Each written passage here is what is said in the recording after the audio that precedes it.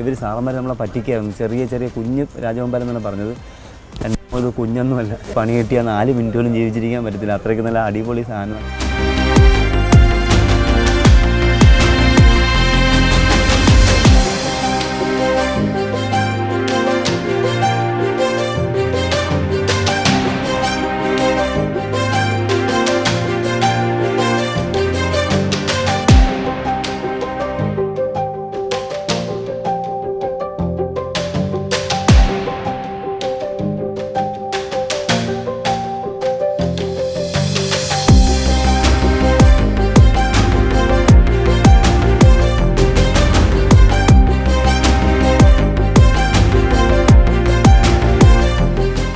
എന്തായാലും നാടെ നമുക്ക് കാണാം.